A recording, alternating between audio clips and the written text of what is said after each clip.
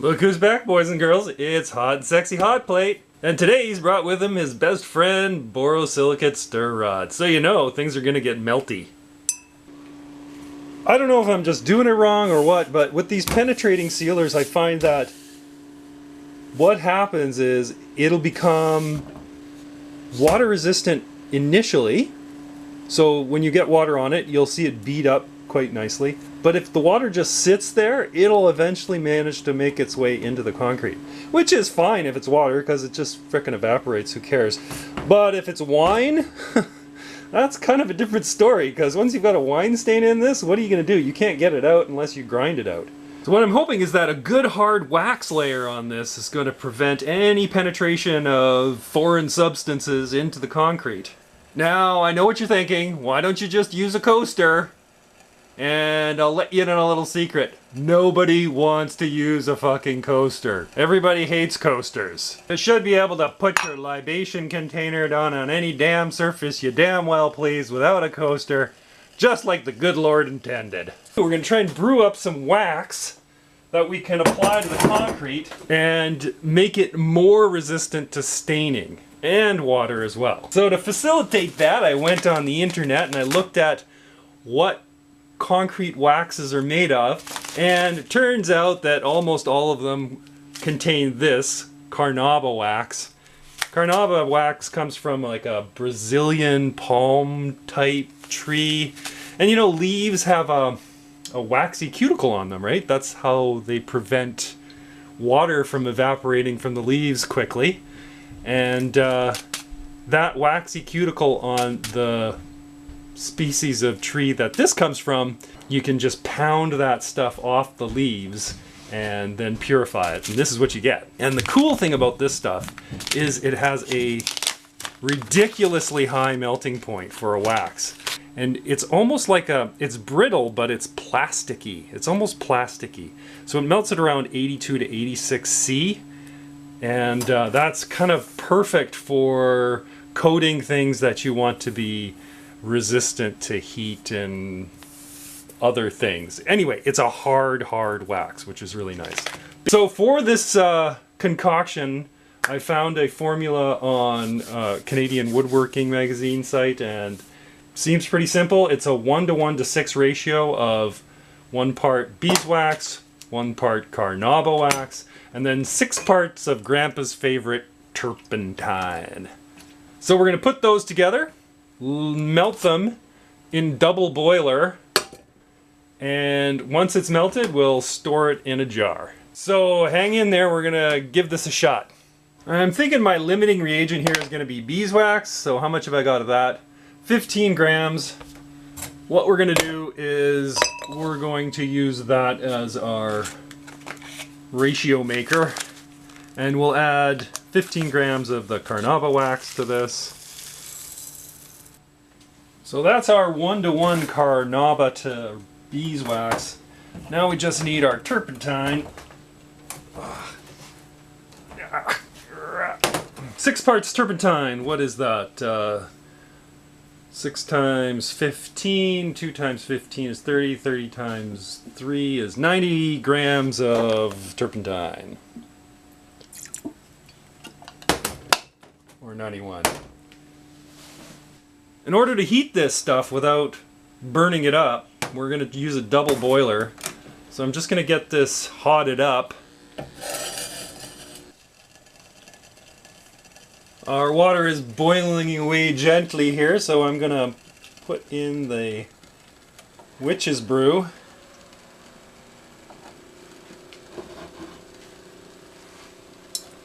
And we'll just leave it. It should start to melt around 82 to 86 degrees.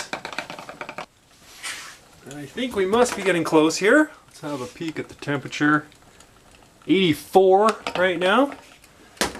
Give it a little stir. We should start to see it to melt. And it does look like it is. Right on cue.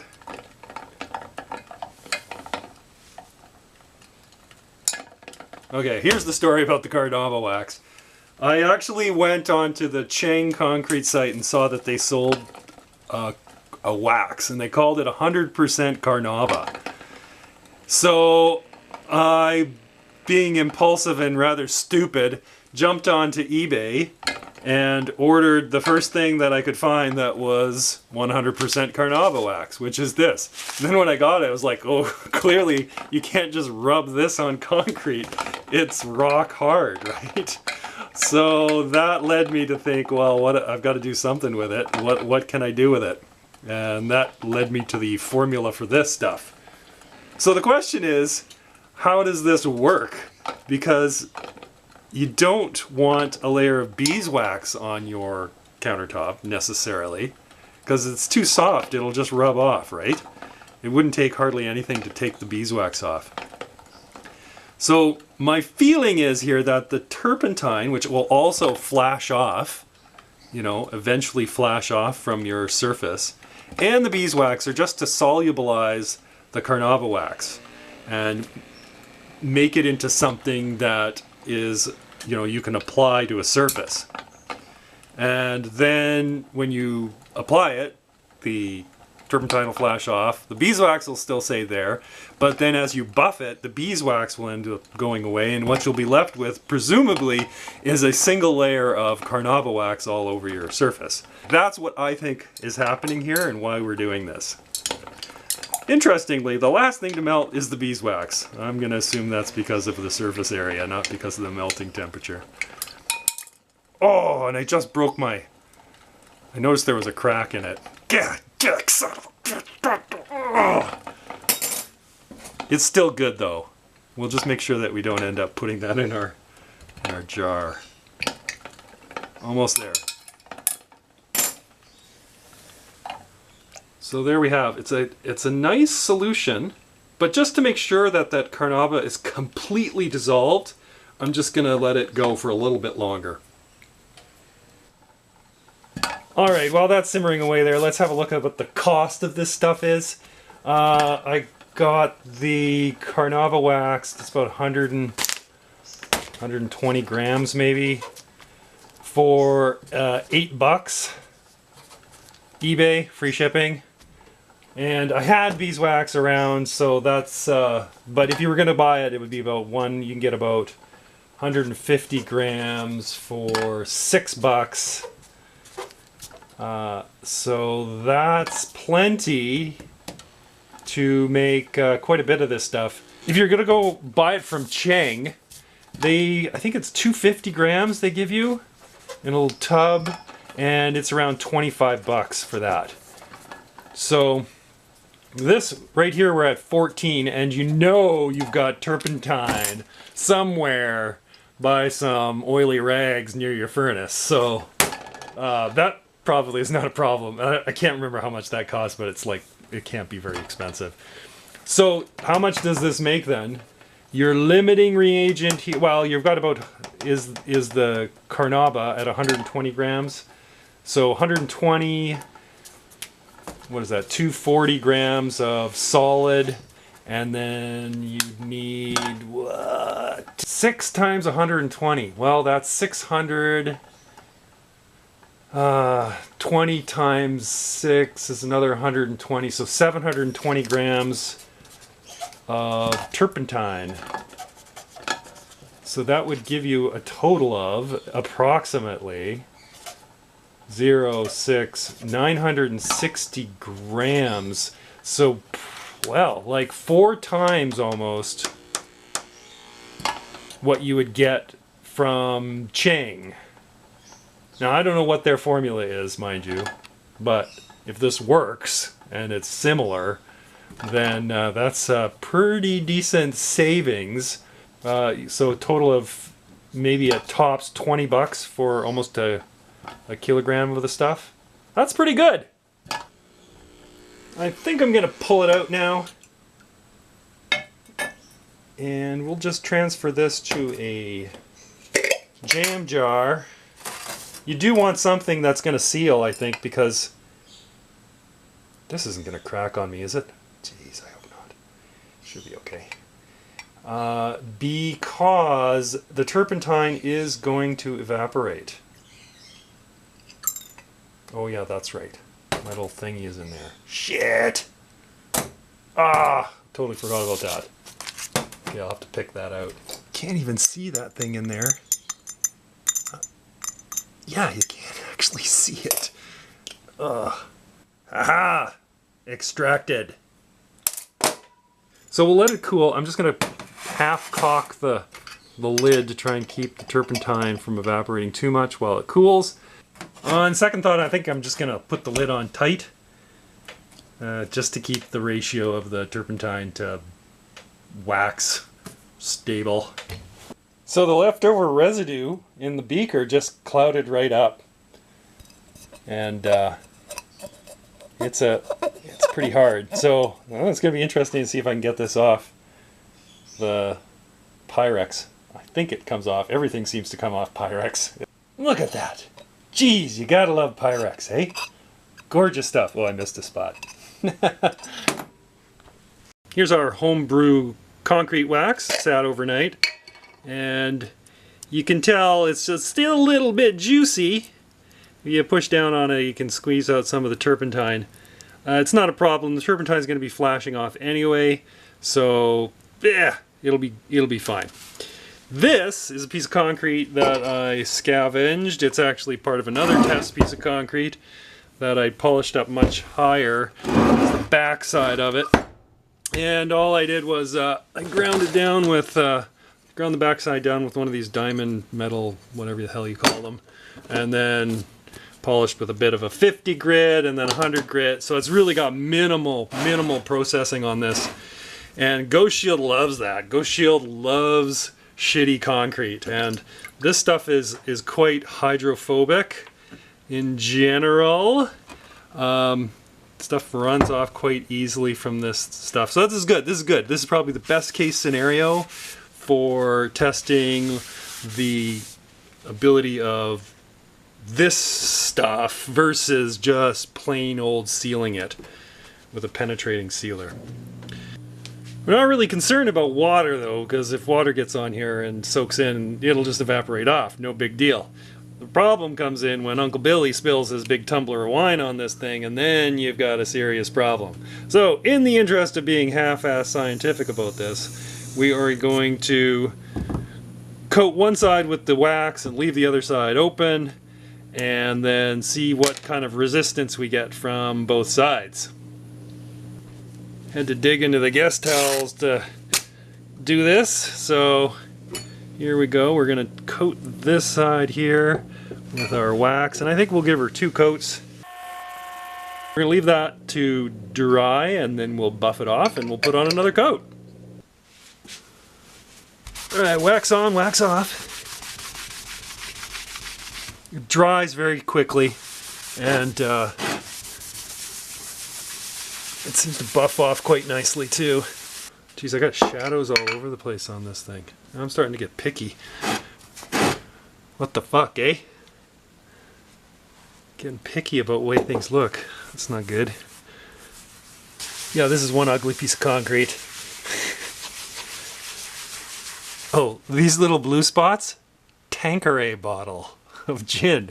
It actually looks really good, but I think I needed to jam, like I had, let's see, here, this side. So you can see it actually looks pretty nice, especially when it's polished up, but pieces need to be smaller. You can't have big chunks in there. Tanqueray gin bottles, beautiful. Wait a minute, it's not Tanqueray gin, is it? Sapphire gin. My mistake. Sapphire gin bottle. Sapphire gin. Yeah, that's the blue bottle. Yeah. Alright, feels like all the residue is completely off now. It's definitely slippier. It's definitely slippier. Oh, holy fuck. It's definitely slippery. It's definitely slipperier. Is that even a word? So what we need to do is we need to be able to separate this out into sections and then apply various assaulting substances to both sides and see what happens. So what we're going to do, I got this foam tape here.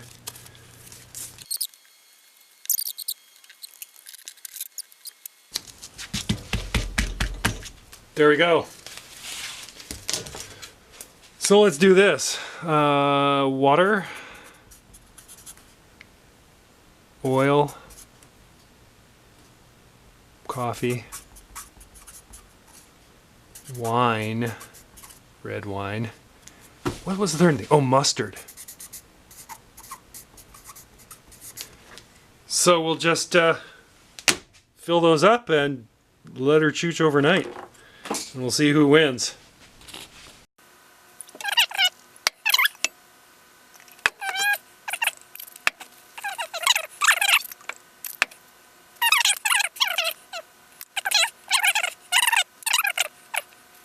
That looks very pretty. Let's see what happens after a good overnight stint here. It's only been a couple hours since I set this up, and already you can tell that the sealed side, the non-Carnauba Wax side, is starting to experience a bit of stress here. Especially with the oil, and I pretty much tell with the wine. Maybe not so much with the coffee, and of course the mustard and the water are looking okay, but you can't really tell with that. Net though, what this does tell you is that sealing it alone is not sufficient. Not sufficient to protect whatever concrete you have. If it's a countertop or tabletop or whatever the hell it is, it's not going to be enough. You got to do something extra. Hopefully this is the extra that's going to fix it, but we shall see. 5 hours now, and things are not looking good for the sealed side. Still not clear what might be happening on the Carnauba side, but it certainly looks better. Alright, we've had this chooching away for the last 19-20 hours, and we're going to just clean this up and have a look at what kind of damage we did here. There you have it. Boy, what to say about this. Nothing actually, other than the water, nothing actually did not penetrate the protective layers, but this sealed only side is noticeably worse, like seriously worse than the one coated with the Carnauba paste. So it's not just that this ended up staining, it's how deep the stain is, really, that's the issue. Something like this for example, probably has penetrated quite deeply into the concrete. Look at how much oil got in as compared to here. Now this oil stain is very surface. Probably could be ground down quite easily. In fact, all of these stains could probably be removed with a little bit of abrasion. This side, sealed only, I doubt it. I seriously doubt it. Some of these look pretty deep. Another thing to keep in mind here is this untreated side, this sealed only side, started soaking things up pretty quickly, whereas this one seemed to be resisting it for quite a while.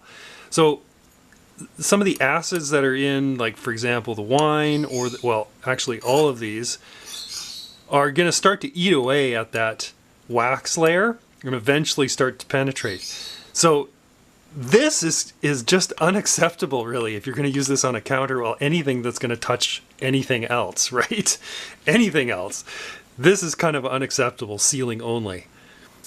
Okay, I think it's worth trying to grind this down just a tiny bit, just to see how deep this goes and what kind of, damage you end up doing to your counter if you have to do this at some point. Okay. So I went at it with the grinder just a bit on 100 grit with a 100 grit pad, which is what this was buffed up to initially, and I did both sides equally, as you probably can tell. And what are the results from that? Well, okay, if you've got a wine stain, you can pretty much eliminate it just by grinding down a wee bit if you've got it covered with wax. If not, seems to penetrate in a very odd way. Fractures in the concrete, I'm not really sure, but even if you didn't, you can see that there's something going on there that's different than this side, right? Coffee, easily eliminated, not so much from this side. Mustard, for the majority of it, it seems like it would clear up with not too much trouble. Oil is a real big problem though. Actually, oil is probably worse than wine. Once that stuff gets in there, it seems to go pretty deep. Wax does really help to prevent the majority of the problems. Now the whole point of making this stuff was to protect my coffee table from spills. So I'm going to go ahead and polish that up and then we'll give you a look at it. I've got 3 coats of homebrew wax on this thing now, and I'm pretty confident that I won't have any problems with spillage causing any damage to this, especially if it's, you know, picked up within the first 6 hours or so of being spilled. This wax does not produce a really high gloss, but it does produce a really nice, I would call it a luster, like it's a rich kind of luster to it. And it's nice and smooth, it doesn't feel tacky at all. It's really quite nice. And the nice thing about the wax is you can just reapply it whenever you need to. You don't have to piss around with a bunch of chemicals. It's just a wipe on, wipe off, Karate Kid style application, and you're away you go. So, hope you found this interesting. Thanks for watching. Cheers.